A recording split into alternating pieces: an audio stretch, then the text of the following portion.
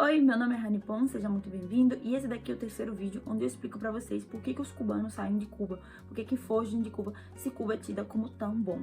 Nos vídeos 1 e 2, caso você não tenha visto, eu vou deixar o link aqui na tela, e no final eles direcionam pra esse daqui. Então eu espero que vocês gostem do vídeo e que eu possa esclarecer pra vocês por que o cubano foge de Cuba, que é algo que muitas pessoas tratam com superficialidade, e nos vídeos anteriores eu expliquei meio que numa linha do tempo o que foi provocando essa fuga em massa, quais foram os motivos e até chegar na atualidade, porque obviamente os motivos atuais não são os mesmos motivos que no passado.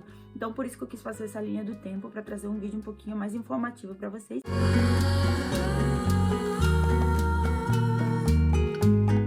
Bom, o cubano nos tempos atuais é um cubano que é filho, é neto daqueles cubanos que eu tratei nos vídeos anteriores, que foram embora, que não tiveram o direito de voltar para Cuba, que ficaram separados durante anos da família. O cubano atual, ele só sobrevive porque ele tem remessas dessas famílias que moram fora de Cuba. Então, a gente tem hoje em dia 15% da população de Cuba fora. Isso representa uma quantidade enorme de cubanos, comparado com outros países de Latinoamérica. São quase 3 milhões, 2 milhões e pouco de cubanos que estão fora de Cuba nesse momento, de 11 milhões que é a população. Então são muitas pessoas fora, e isso não é simplesmente à toa, isso não é simplesmente como dizer, como muita gente fala, porque aqui no Brasil o brasileiro também sai do Brasil. A quantidade é muito menor, sendo que tem um monte de países aqui na Latinoamérica que é muito mais fazer a saída pela fronteira do que Cuba. O Cuba, o pessoal só tem a opção de se jogar para o mar. Mesmo assim, a gente tem um 15% da população fora de Cuba, 15,5%, se não me engano. E esses cubanos que estão nascendo, essa juventude hoje em dia, até pela decadência da educação em Cuba, a educação em Cuba não é mais a mesma do que 10, 15 anos atrás. Ela foi decaindo e fizeram um programa de professores emergentes, que eram professores adolescentes, dando aula para outros adolescentes. Então a gente tem uma geração aí que não tem mais a mesma educação do que a geração dos meus pais ou dos meus avós. Essa geração não tem perspectiva nenhuma, porque para piorar, né, ou para melhorar, né, entrou a internet em Cuba, então a gente tem acesso à internet. Com a chegada da internet, essa geração teve acesso a familiares de fora. Eles têm acesso a saber como que esses familiares vivem. E o cubano sair de Cuba, gente, ele já passou necessidade demais, porque ele não conseguia trabalhar e ter um salário digno. Então ele vai chegar onde ele chegar, ele vai se matar de trabalhar, onde for, porque ele quer construir uma vida digna. Tem idosos, inclusive hoje em dia, que estão morrendo de fome dentro de casa, porque não tem ninguém para ajudar eles, um exemplo. E a aposentadoria deles não dá para nada. Hoje em Cuba, o jovem ele só tem perspectiva de ser alguém, de ter uma vida digna, eu tô dizendo ficar rico, não, uma vida de poder comprar suas coisinhas, para comer, para não passar necessidade, enfim, hoje em dia você só tem essa vida se você entrar pro governo cubano, se você fingir. Inclusive fica aqui a dica, gente, se você é cubano e tá assistindo esse vídeo, ainda tá tempo. Se você é jovem, entre pro exército de Cuba, vire militar, vire alguém que trabalha pro governo, quem sabe assim você tem uma vida boa. Mas nós meros mortais, que escolhemos trabalhar com artes, que escolhemos trabalhar com qualquer outra carreira universitária que não tenha nada a ver com o governo cubano e que não seja turismo, nós estamos fardados a querer ir embora de Cuba. O jovem cubano vai embora de Cuba porque ele não tem a liberdade de dizer: bom, eu sou bom fazendo quadros, eu vou abrir uma escolinha de pinturas, porque eu sei pintar, eu tenho técnica, então eu vou abrir uma escolinha de pintura. Eu vou crescer, eu vou colocar meu nome na escolinha de pintura, eu vou colocar o nome de pintura de aquarela na minha escolinha de pintura. Eu vou criar minha marca de pintura de aquarela, eu vou mostrar o meu estilo, que é o único que é o meu estilo, para as pessoas e outros estilos. Eu vou criar uma escolinha de dança e... não, essa ilusão não existe. Se eu dizer, eu vou criar a escolinha de dança, que nem aqui, ela vai se chamar Saturno Dança. Eu vou fazer uma logo, vou deixar tudo a minha cara, vou trabalhar em casa, vou fazer isso porque eu tenho condições, porque, sei lá, minha família me ajudou, ou porque eu trabalhei em outra área e reuni dinheiro, ou porque eu trabalhei com turismo muitos anos e reuni dinheiro. Você não pode fazer isso. Então o jovem cubano, ele cresce sabendo que ele vai ser fardado a trabalhar para o governo cubano, para uma empresa cubana. E se ele não trabalhar para o turismo, ele vai ganhar muito mal. Ele não vai comer, ele não vai ajudar a família, ele vai passar muita necessidade. A única via que ele vê de pelo menos ter uma chance de ir embora é saindo de Cuba. Então a gente tem uma pessoa agora, um ser que não tem perspectiva de nada, que tem uma consciência política maior do que antigamente, porque a doutrinação ela chega até certo nível. Chega um momento que a pessoa começa a pensar só assim e dizer: bom, se me é ensinado na escola que socialismo é isso, isso, isso, isso, e o que está acontecendo aqui é uma outra coisa, então eu não estou vivendo num socialismo, Eu tô vivendo num capitalismo de Estado, onde eu tô passando necessidade, mas eu tô o tempo inteiro refém a um único partido que vive bem, que come bem, que faz o que quer e que tá sufocando a sua população. Eu não quero viver aqui. E aí, com a chegada da internet, muitos jovens começaram a criar canal do YouTube. O YouTube em Cuba, ele não é monetizável. Então, como a maioria dos cubanos tem um familiar fora de Cuba, eles monetizavam o canal para a pessoa e mandavam as remessas para aquela pessoa. Aí a pessoa começa a mostrar a realidade. Olha, esse é meu bairro. Aqui, a bodega que tá vendendo pão, ele vende pão mofado. E se você reclamar, você não tem direito a trocar o seu pão que você comprou. Você tem que ficar com o pão mofado. E eles mostram o pão cheio de mofo.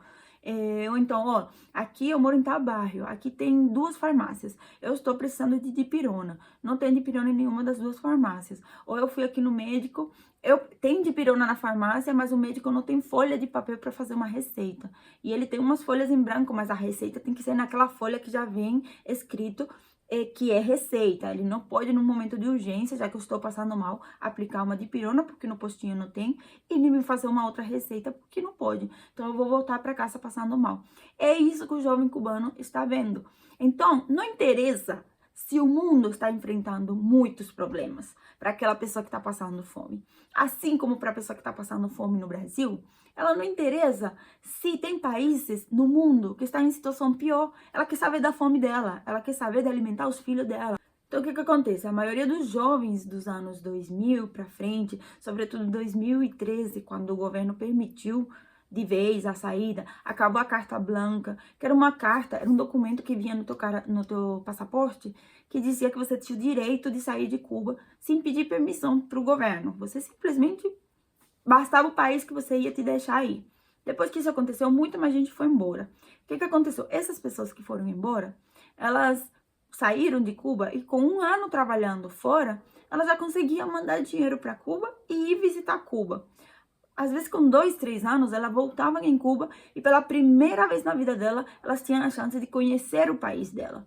O cubano vai embora de Cuba atualmente por falta de comida, por falta de perspectiva de vida. O que eu vou ser? Eu vou viver a vida inteira numa casa com 10 pessoas? Eu não tenho direito de me casar e morar com minha família, alugar uma casa que seja, porque o meu salário não dá. Então, se eu me casar, a minha esposa, um exemplo, ela vai morar na casa dela, eu vou morar na minha, a gente não vai poder ter um quarto para dividir. Tu sabe como que é tratado a pessoa que trabalha lá na cúpula do governo cubano? Tu sabe se ela vai no mesmo hospital? Tu acredita que o Dias-Canel vai para um hospital em Cuba e tem que levar ventilador de casa?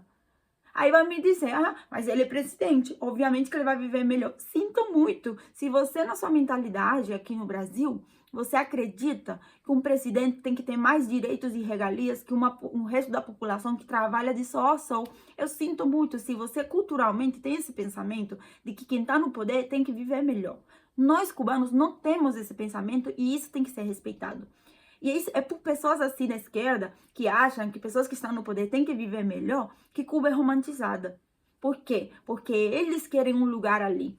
Porque todas essas influências da esquerda aqui no Brasil, que estão defendendo Cuba, por eles serem influências, ter muitos seguidores, eles se fingem que estão fazendo trabalho de base, mas eles têm a ilusão de que se vier a acontecer uma mudança no Brasil, eles têm um cargo garantido. E quer ver? Muitos se candidataram para cargos no governo assim, começando assim, vão falando de mansinho, vão dizendo que vão resolver isso e aquilo, mas no final todos querem a mesma coisa, um cargo no governo. Para quê? Para não fazer nada, mas vai estar ganhando bem. Então o cubano, ele vai embora de Cuba porque ele não tem nem essa chance.